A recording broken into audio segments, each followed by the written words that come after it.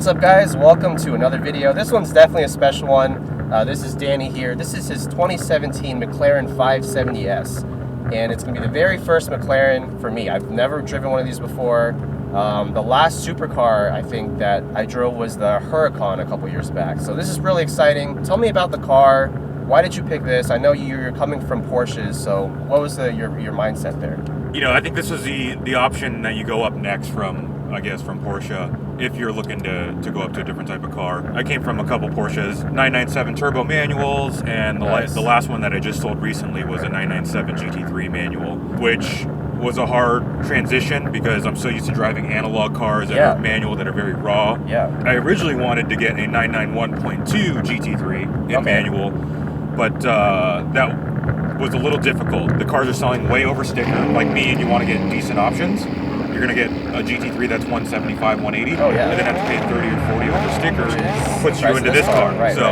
That's kind of what sent me here. For the mid-engine, I feel that the balance is always there, but I'm so used to rear engine because I've been driving 911s for the last 7 years. From the rear engine to this, I got on the throttle real hard on an exit once, and the car was squirrely. So a few specs about the car, right? It's 562 horsepower. The reason it's called 570 is because it's 570 PS. 3.8 liter twin turbo, flat plane crank V8. Same one found in the MP412C. A little under 3,200 pounds, which is quite light for a car with this much power. Carbon tub, correct? Okay. Yeah, well, you drove that Cayman GT4, right? I did, yes. So I equate this car to like a GT4 with 560 horsepower. Okay. Because I've got friends with GT4s, and those cars are super well balanced. They're so well They're balanced. Such a great car. So much confidence. Those. Well, I'll tell you, like, just driving around slowly right now, just cruising around, it's comfortable. The traditional suspension setup actually feels really supple. So if we just click it over to track, we'll get the new setting on the screen. Cool. Track, and then we can go to sport. Handling sport. So that's just for the adaptive dampers. Right? When you go to track, it's ESC off and all that stuff. So that's just what we do not want on this damp day here.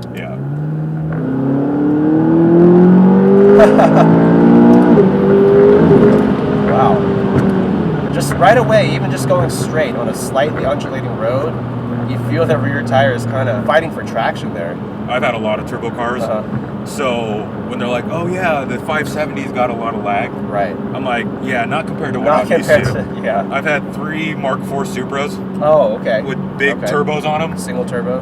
The lag was just like, you know, you're waiting, and then it would turn on. So when everyone's like, when I hear reviews and like, oh, these are so laggy. It's all relative. Yeah, it's all relative because I'm used to big turbo Supras, so this is like a dream. I've driven a couple of 700 to 800 horsepower single turbo Supras. Yeah, like nothing happens until about 4,500. Yeah, then 45, it's like all 5,000. Yeah. That's not turbo lag. Yeah, no, it's not. It picks up immediately. Yeah. And the way it revs up is pretty incredible. It's very smooth. Yeah. There's not a whole lot of drama, I would say. Like, even the engine sound is kind of muted from inside. Yeah, and this car's option with sport exhaust. Okay. So, like, I think you can imagine how much quieter it is if it doesn't have a sport exhaust on it. Actually, I think I'll put it back in normal mode. I like the dampening better.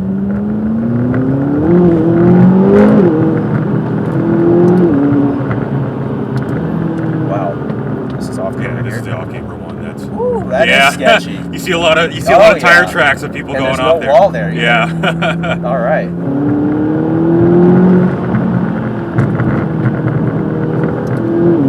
I really like the dampening on this car so far. I was expecting without the fancy hydraulic suspension, it might feel a little bit rough. But even in the passenger seat, I can feel the change from sport back to normal. And on these roads that are a little more bumpy, the normal feels just a way better setting. It kind of reminds me of the GT4's normal setting. But you can just tell this is like a little bit more special. Pretty much all my friends are Porsche guys, and I'm the guy that jumped ship. So I guess German engineering, that's the thing they care less about. Is what the interiors look like and advancing towards better engine and suspension components. I mean, it's very clear how the German sports car companies allocate their funding, like their budget. They put it all towards making sure the driving experience is as tight and tidy and just, you know, does everything you expect it to do. Maybe it loses a little bit of that flair, a little bit of that drama. Whereas McLaren, you know, this car is, even driving it at like 60% up here, you can just feel the car moving around. It doesn't feel like a track car for the street. It just feels like a pure street car. Yeah. The only other adjustment I've had to make with this car is nothing of drivability. Ridiculous amount of attention the car gets. Oh, I'm sure. Like the 997 GT3, the only people that would notice that car are purists. Yeah. You know, like hardcore Porsche guys, hardcore car guys. They would be like, you know, you'd get the thumbs up. But this car, I'd just be like driving down the street and you get people like hanging out their windows with their phone. Like, so it's like the attention is kind of, it's up there and it's a little, it can be a little, you know. You get all the non-car people like gawking basically. Yeah, I guess that's what it feels like to be a hot chick. You know, where like everyone's like always looking and staring. You're kind of like, I can see you out of my peripheral, but I'm not gonna pay attention. I mean, I hope for hot chicks people aren't whipping their phones out. That'd be a little weird. yeah, whipping their phones out, just randomly taking photos and stuff. But it's cool, man. I enjoy it when people come and stop and ask questions about the car. Yeah. And you know, I want to be as engaging, as involving as possible. So when kids are like, you know, geeking out on the car, I'm like, yeah, you know, jump in it, sit in it, you know, do that, because then, you know, then it's cool. Then it's cool for them because it gives them something to look forward to, you know, in the future. Aspirational, you know? Yeah, totally. You know, the GT4, I haven't driven a GT3, by the way.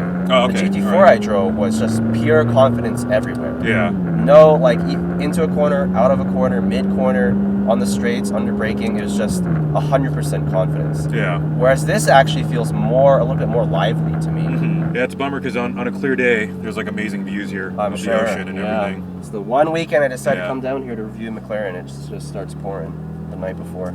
All right, let's get into it.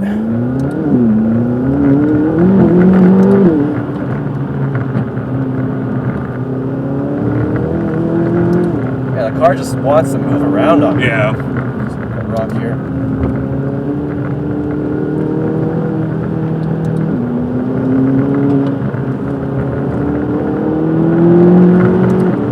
Wow. The way it just builds speed so effortlessly. The steering is so precise at high speed even. Truck up here. Off the driveway.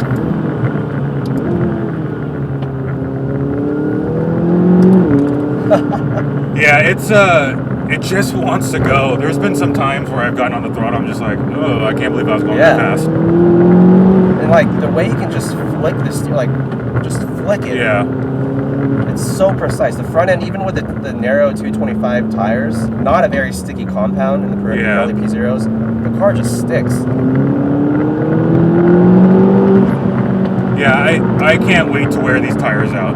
Get some real tires. I had RE71Rs on my GT3. Tires. Yeah. So I'll probably roll RE71Rs on these. Do that. Yeah, because it's good street ability, good track. Oh yeah. And it won't wear as much as has like a pure R compound. Yeah. All right. Well, thank you, Danny, so much for letting me drive your 570S. You know, unfortunately, the weather is not up to par for, you know, pushing this car past about, you know, 60-70%, but even driving it pretty modestly, you can just tell the car is not designed for outright lap times or, you know, outright cornering agility or anything like that. There's, you know, no active aero on a McLaren. Probably like the first McLaren. Without it, for sure. It's just for driving pleasure. You can feel everything through the steering, flick it about. Good rear traction, but there are some times on this road, you know, even half throttle, halfway through the revs, where it would just start spinning. And it's got a good traction control system where it'll let you spin a little bit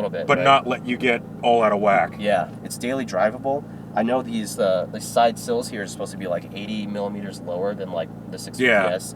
You can get in and out pretty easily. This car's just really well designed. Aside from some of the little quirks here, like the really slow loading backup camera and like these seat buttons that make absolutely no sense at all. It's like 20 buttons. And 20 buttons on here. From what I've been reading on the forums, this has been like the most reliable and the most like maintenance-free McLaren, which is so far. You know, a very small subset of cars, you know, to compare to. But totally. Yeah, I mean they're still a pretty new company with, you know, a lot of growing pains, but the fact that they're within like what the 12C came out like what 6-7 years ago. Yeah, I think 2012 or something like that. Yeah. Yeah. So you know the fact that they've gotten this far in such a short period of time is absolutely mind-boggling. Yeah. Like, this just gives you that kind of special sauce that Yeah. the 911s just don't give you. Yeah. Especially here in LA, 911s are a dime a dozen. They are. Yeah, you When see you see Turbo S's McLarens. everywhere. Mhm. Yeah. Yeah. So, and then everyone thinks it's a Carrera anyways. Yeah, So- exactly. You need the badges Yeah. that say turbo in order to know. Yeah, totally. Whereas this, you can see the silhouette from like half a mile away and know that it's like something special. Yeah, Uh-huh. for sure.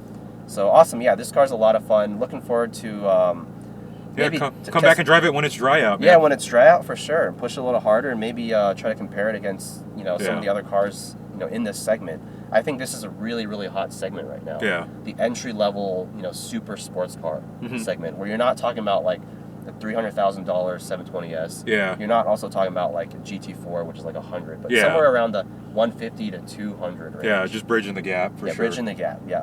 So thanks guys for watching. Hope you guys enjoyed that video, and I'll see you guys next time.